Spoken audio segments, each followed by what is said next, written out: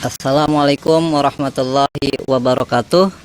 Kita jumpa lagi dalam pembelajaran teori grup bersama Bapak. Pada pertemuan yang lalu kita sudah membahas struktur aljabar atau sistem matematika. Di sana Bapak sudah menjelaskan bahwa struktur aljabar itu tidak lain adalah himpunan tak hampa yang dilengkapi dengan operasi.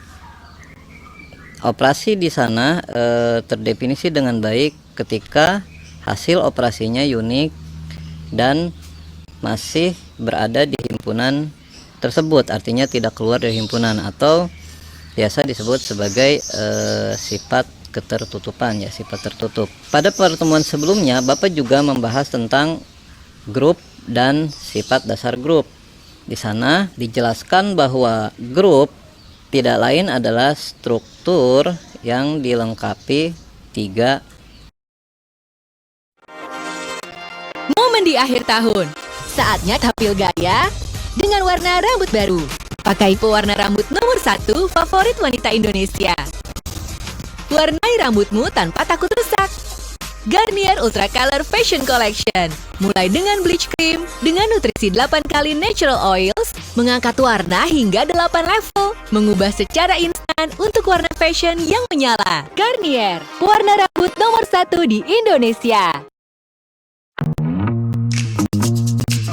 Setiap langkah bantu bisnis Anda maju. Setiap fase naik dan turun. Kemenangan besar dan kekalahan kecil. Kini, saatnya ambil langkah berikutnya. Syarat pertama adalah keterpenuhan terhadap hukum asosiatif. Syarat berikutnya yaitu adanya unsur identitas. Dan terakhir, setiap anggotanya memiliki invers. Ketika kita ingin menunjukkan himpunan adalah suatu grup, tentunya kita harus menunjukkan bahwa himpunan tersebut adalah suatu struktur, baru kita bisa menerapkan definisi tersebut. Tentu saja himpunan membentuk grup harus memenuhi 6 syarat, 3 syarat dari struktur dan 3 syarat dari grup, ya. Pada bahasan tersebut Bapak juga sudah membahas sifat-sifat grup berkenaan dengan ketunggalan identitas dan invers, lalu juga berkenaan dengan hukum pembatalan. Pada pertemuan sebelumnya Bapak juga sudah membahas berkaitan dengan subgrup dan sifatnya. Di sana juga dipaparkan berkaitan dengan definisi subgrup. Dikatakan bahwa subgrup tidak lain adalah subhimpunan yang memiliki struktur grup. Nah, pada bahasan tersebut Bapak juga sudah menjelaskan syarat cukup dan perlu suatu himpunan membentuk subgrup atau subhimpunan membentuk subgrup. Lalu sifat-sifat subgrup diantaranya berkaitan dengan ketunggalan dari identitas dan invers setiap anggota subgrup. Pada kali ini kita akan membahas terkait grup simetri. Nah, beberapa poin yang akan dibahas pada pertemuan kita kali ini yakni berkaitan dengan asal-usul dari kata simetri itu sendiri, ya. Lalu kita definisikan apa itu simetri secara formal, ya. Lalu kita pandang simetri di sini adalah sebagai suatu permutasi, ya. Sebagai suatu permutasi, lalu kita nanti akan mendefinisikan permutasi himpunan. Apa itu permutasi himpunan? Nanti Bapak akan menjelaskan contoh dari simetri himpunan, ya. Permutasi himpunan. Lalu kita nanti akan mendefinisikan atau menandai suatu permutasi itu dalam tanda informal dan tanda formal ya. Nah, selanjutnya pada bahasan kali ini Bapak juga akan membicarakan tentang grup simetri ya. Nah, nanti pada bahasan grup ini ya tentunya yang materi-materi yang Bapak singgung tadi yang terkait tentang struktur aljabar, grup dan sifat dasar grup, subgrup dan sifat grup itu nanti akan kita pertimbangkan ya saat kita membahas grup simetri ini. Nah, selanjutnya kita akan membahas tentang penyajian permutasi ya. Penyajian permutasi nanti ada dua cara menyajikan permutasi ya, akan kita bahas di sini. Pertama, penyajian permutasi menggunakan format matrik ya, 2 kali n, lalu menyajikan matrik dalam notasi siklus ya. Nah, selanjutnya kita akan membahas tentang komposisi ya, komposisi permutasi dalam 2 tanda tadi ya.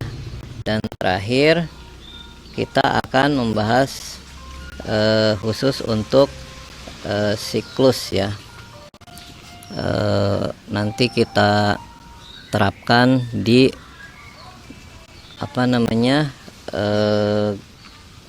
simetri lipat dan simetri putar.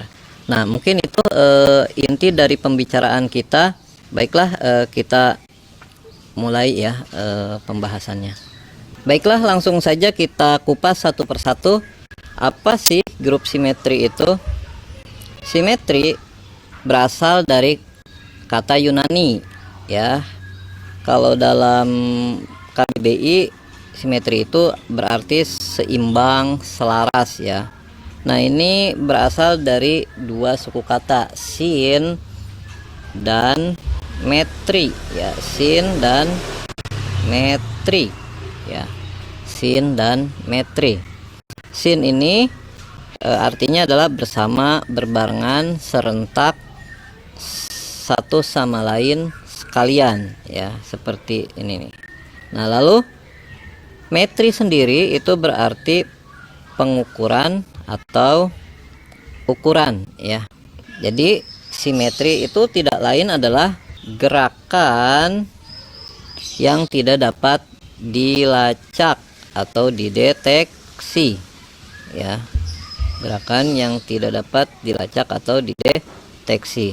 Nah, simetri itu terbagi menjadi 2. Ada simetri lipat, yaitu simetri yang diperoleh melalui pencerminan. Ada juga simetri putar. Apa itu? Simetri yang diperoleh melalui rotasi ya. Simetri putar ya, simetri yang diperoleh melalui rotasi. Pada dasarnya simetri lipat itu bisa dipandang sebagai simetri putar ya, dengan melakukan putaran dengan derajat tertentu ya. Jadi secara umum simetri itu adalah posisi atau gerakan yang dihasilkan dari suatu rotasi ya, atau putaran. Cantik, alami, bebaskan diri, aktif, semangat dan bersinar, cantik yang terus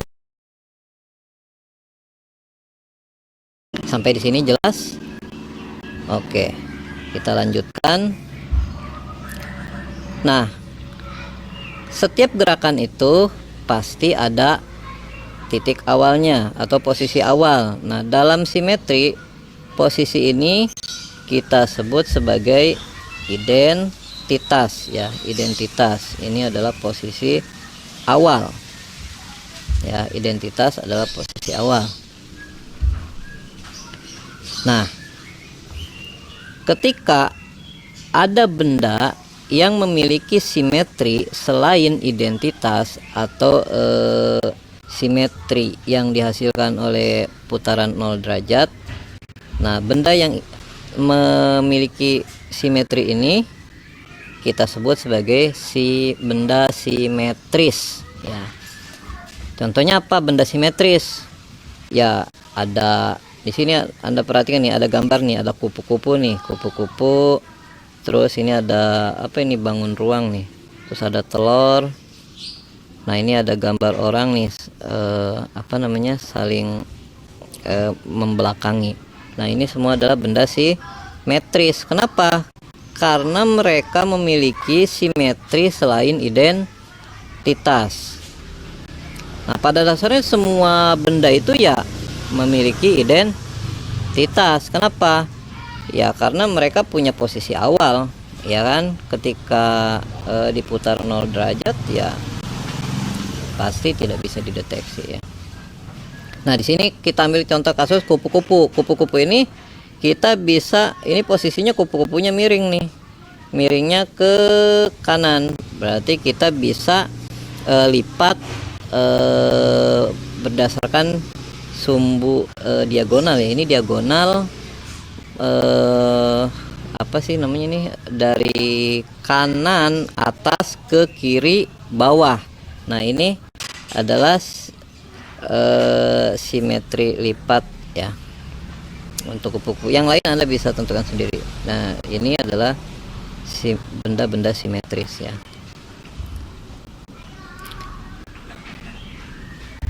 Lanjut. Nah, dalam konsep matematika, nah ini kita mengenal permutasi himpunan atau permutasi pada suatu himpunan. Nah, permutasi himpunan ini adalah susunan atau pasangan anggota himpunan tersebut.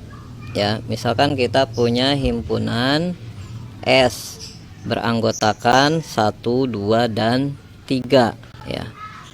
Permutasi pada S ini semuanya ada 6. Yaitu ketika kita menyusun ya, menyusun angka 1, 2, dan 3. Ya, kita mendapatkan 6 susunan ya. 1, 2, 3 itu sendiri, lalu kita tukar posisi 2 dan 3, kita dapatkan yang ini ya. Oke, pertama kita posisi awal adalah ini ya, 1, 2, dan 3. Lalu kita menukar 2 dan 3 ini, kita peroleh jadi yang ini ya, 1, 3, 2. Lalu kita dapat, nah 1, 2, dan 2 kita tukar ya. Jadi kita dapat 2, 1, 3. Lalu posisi berikutnya 2, 3, 1. Posisi berikutnya 3, 1, 2. Dan posisi berikutnya ini adalah 3, 2, 1. Tidak ada susunan yang lain ya selain ini. Ini sudah kita data semua. Jadi kemungkinannya hanya ada 6 kemungkinan susunan yang bisa kita bentuk ya. Permutasi ini dapat dipandang sebagai pemetaan bijektif ya, pemetaan bijektif ya pada himpunan S. Pada himpunan S ya, karena kita punya pemetaan dari himpunan S ke himpunan S itu sendiri ya. Makanya kita sebut sebagai pada himpunan S, karena kita tahu bahwa pemetaan itu kan ada kodomain, ada domain. Karena di sini ada kata pada, nah berarti di sini domain dan kodomainnya sama ya. Kata pada di sini menunjukkan bahwa domain dan kodomainnya sama.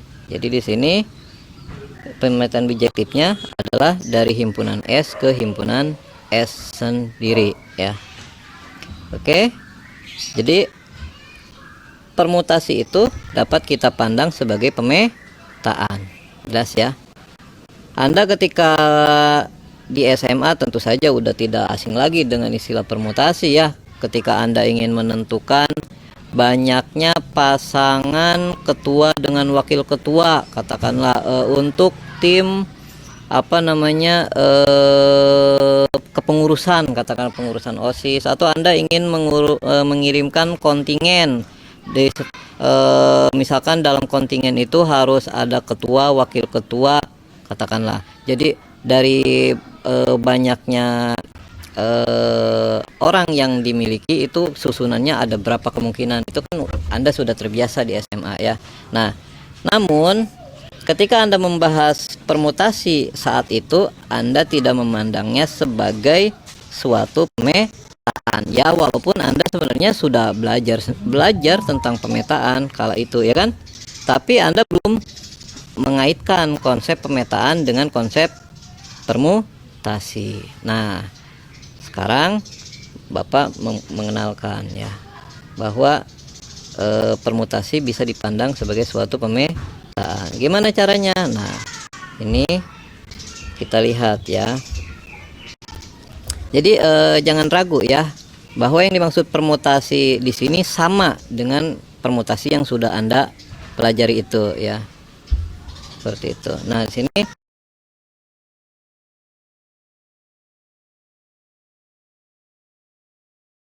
Saatnya tampil gaya dengan pewarna rambut nomor 1 di Indonesia,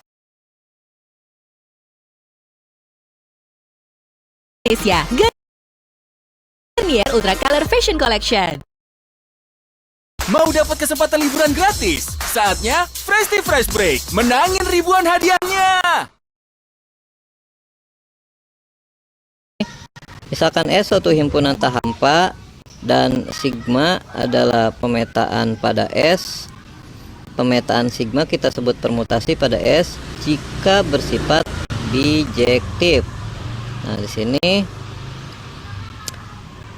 kita kalau tadi kita berbicara pemetaan pada himpunan hingga ya.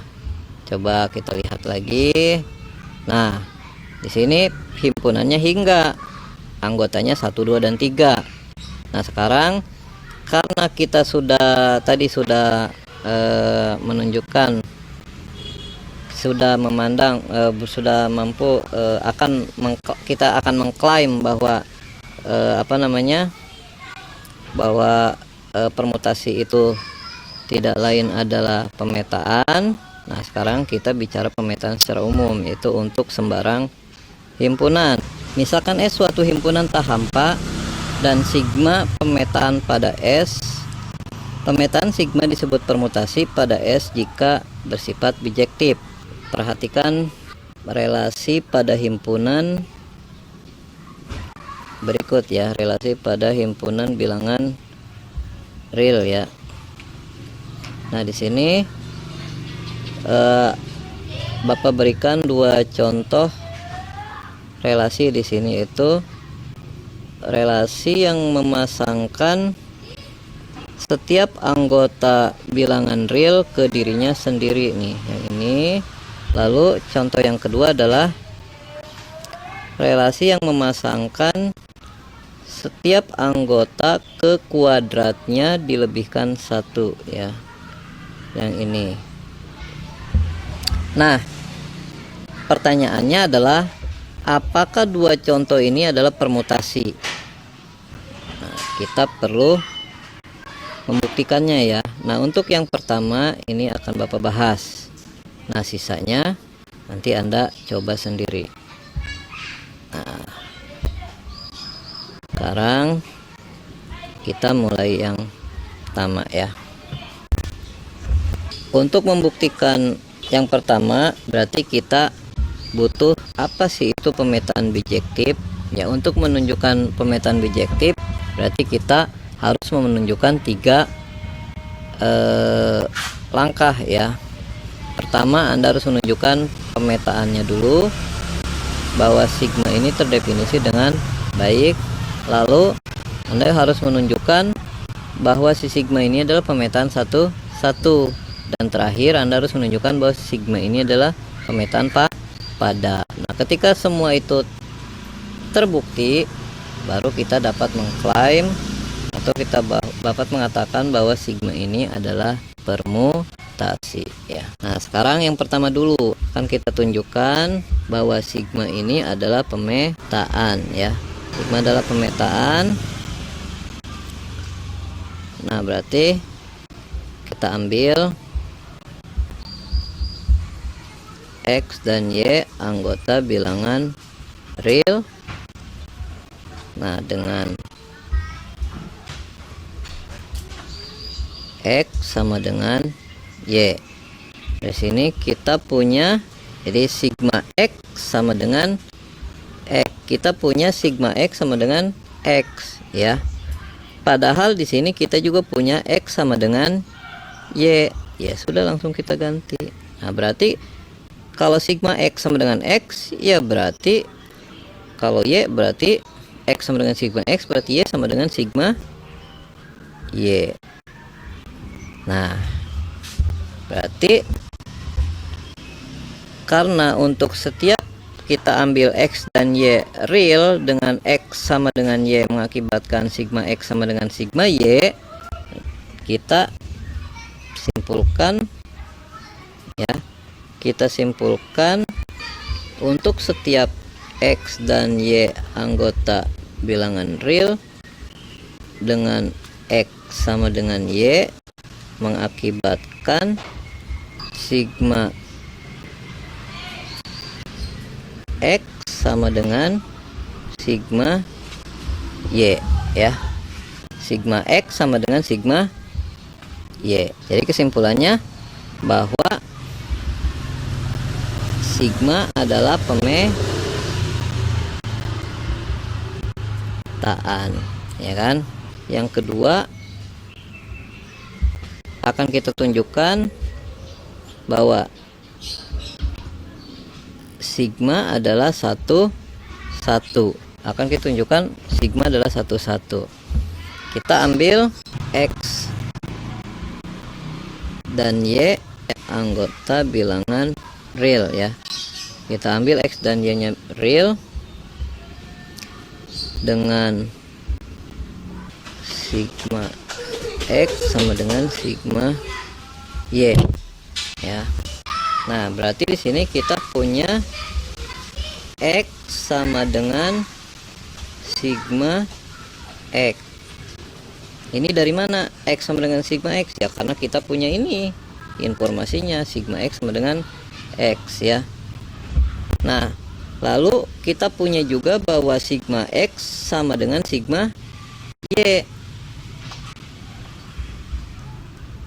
ya kan? Nah, sini kalau sigma X sama dengan X berarti sigma Y sama dengan Y, ya kan? Sigma Y sama dengan Y. Nah, X sama dengan sigma X sama dengan sigma Y sama dengan Y, berarti X sama dengan Y. Kita pakai silogisme ya. Jadi di sini maka X sama dengan Y ya. Jadi untuk setiap X, Y anggota bilangan real ya, untuk setiap X anggota bilangan real dulu. Untuk setiap X, Y anggota bilangan real, Bikin ngambil lebih seru bareng Fata.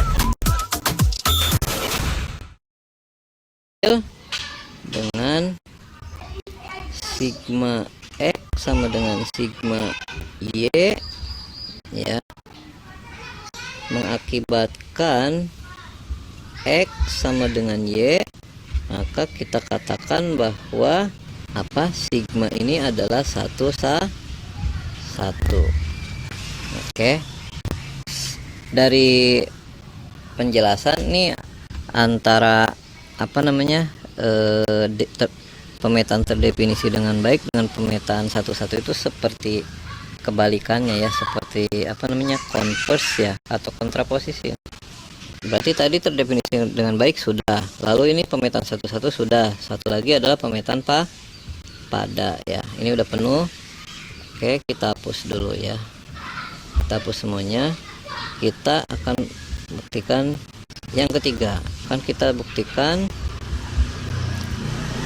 bahwa si sigma ini adalah pada. Oke. Untuk menunjukkan sigma pada ya berarti kita harus menunjukkan bahwa semua anggota kodomainnya itu harus punya prapeta ya, harus punya pasangan di domain ya. Oke. berarti kita ambil Y anggota dari anggota bilangan real ya. Anggota bilangan real. Lalu kita pilih. Nah, kita pilih mana yang menjadi prapetanya dari si Y ini, pasangan si Y ini. Jadi kita punya di sini Y. Kita harus menentukan yang ini nih. Nah, si Y inverse ini ya, si prapeta dari si Y ini. Nah, berarti di sini kita pilih X yang sama dengan Y ya gitu. Jadi kita pilih anggota domain yang sama dengan anggota kodomain yang kita ambil tadi ya. Kita pilihnya yang sama ya. Kalau misalkan kita ngambil 3 bilangan real ya, berarti kita ambil 3 lagi di di domainnya ya. X nya anggota bilangan real sehingga X sama dengan Y. Nah, seperti itu ya. Nah, dari sini berarti kita punya Y sama dengan, karena kita di sini punya X sama dengan Y, berarti kita Y sama dengan X. Sementara X sendiri adalah tidak lain sigma X. X adalah sigma X. Nah, jadi setiap kita mengambil anggota kodomain, katakanlah Y, senantiasa dapat kita temukan pasangannya di domain, yakni X ya, sehingga Y adalah peta dari X. Dan dengan demikian dapat kita simpulkan ya bahwa sigma adalah pada ya. Jadi dari uraian tadi jelas bahwa sigma adalah pemetaan yang terdefinisi dengan baik, lalu sigma adalah 1,1, dan terakhir sigma adalah pada. Jadi dengan kata lain, sigma adalah pemetaan bijektif. Karena sigma bijektif, dapat kita klaim bahwa sigma adalah permutasi. Nah, seperti yang Bapak sebutkan tadi, yang ini adalah tugas Anda. Sama caranya, intinya menunjukkan 3 langkah tadi. Jangan bertanya lagi nanti, Pak ini permutasi bukan? Lah, kalau semua Bapak yang mengerjakan, nanti kapan Anda nyobanya? Padahal Bapak di sini udah detail sekali ya, satu persatu. Anda kalau belum lupa, misalkan ini kan materi waktu di teori himpunan ya, untuk membuktikan pemetaan terdefinisi dengan baik satu-satu pada itu adanya di teori himpunan. Jadi nanti buka lagi buku teori himpunannya. Kenapa kok Bapak membuktikannya untuk pada seperti itu ya? Anda buka lagi definisinya ya. Jadi jangan malas ya, karena belajar itu adalah mengulang dan mengulang. Kalau kita lupa, tidak ada kata terlambat, buka lagi buku yang bersangkutan ya. Misalkan S himpunan tahampa dan MS itu adalah semua pemetaan pada S. Jadi semua pemetaan pada S ya. Lalu di sini kita bentuk himpunan, namanya himpunan sim S ya. Himpunan sim S. Himpunan sim S ya. Himpunan sim S. Ini adalah himpunan semua permutasi pada S. Nah, himpunan sim S ini terhadap operasi komposisi pemetaan membentuk grup simetri. Grup simetri. Nah, sementara semua subgrupnya kita sebut sebagai grup permutasi. Jadi grup permutasi itu adalah subgrup dari grup simetri. Nah, yang perlu Anda perhatikan nih. Tadi kan di sini ada sim S. Nah, sim S ini ketika S-nya adalah himpunan bilangan atau himpunan yang jumlah anggotanya hingga Nah, kita cukup tulis aja SN ya. Seperti ini ya. SN ya. Nah, seperti ini SN ya. Nah, ini banyaknya anggota dari SN adalah sebanyak N faktorial. Seperti tadi di depan nih. Depan tadi kita sudah membahas himpunan yang anggotanya adalah 1, 2, dan 3 ya. Itu jumlah anggotanya berapa? 3. Ketika kita faktorialkan berapa? 6 ya. Jadi banyaknya permutasi pada himpunan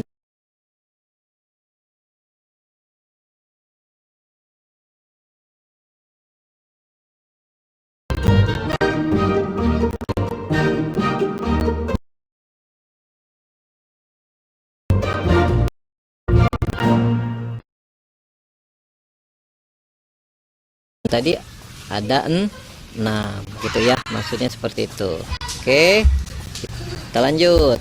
Misal diberikan 2 buah permutasi pada S, katakanlah sigma permutasi dari permutasi yang memetakan 1 ke 3, 2 ke 1, dan 3 ke 2. Lalu permutasi to yakni 1 ke 3, 2 ke 1, dan 3 ke 2.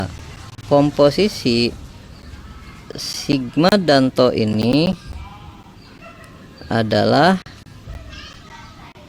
seperti berikut ya. Nah, ini kita lihat ya, di sini sama seperti waktu Anda belajar komposisi FOG ya, atau GOF ya, waktu di SMA. Yang pertama, kalau kita mengkomposisikan sigma ke ini ke to, berarti kita mulainya to dulu ya.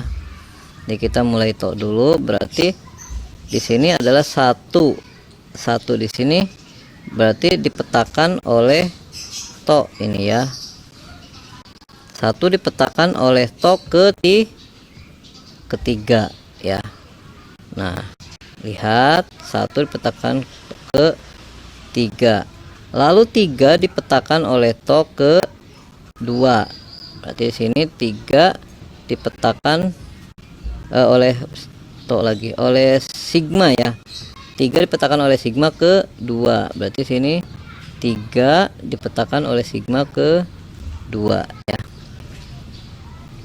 Nah, jadi tadi 1 ke 3, 3 ke 2 ya. Oke, berarti 1 ke 3 ya. Oke, 1 ke 3,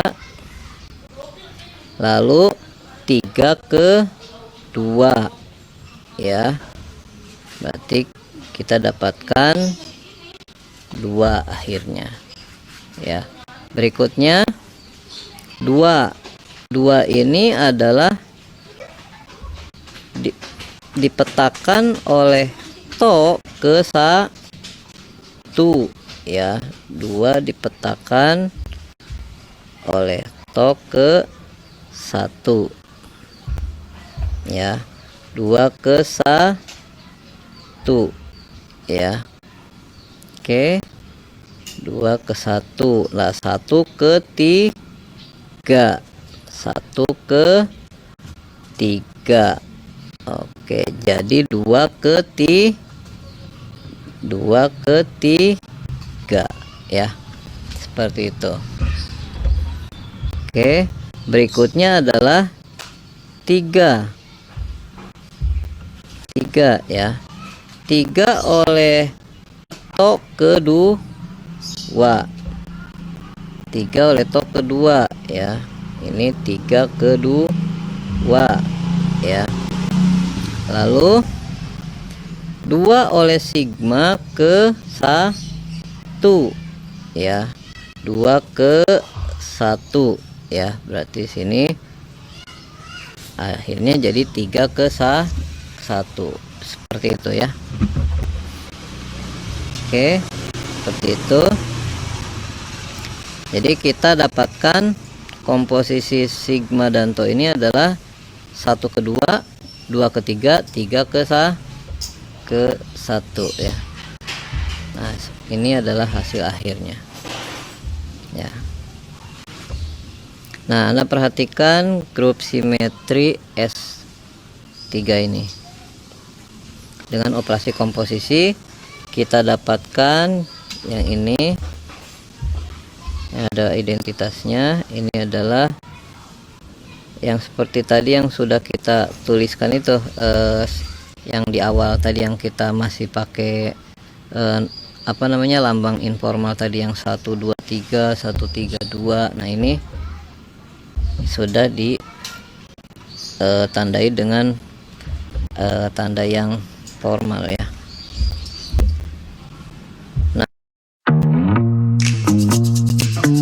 Setiap langkah bantu bisnis Anda maju. Setiap fase naik dan turun. Kemenangan besar dan kekayaan. Assalamualaikum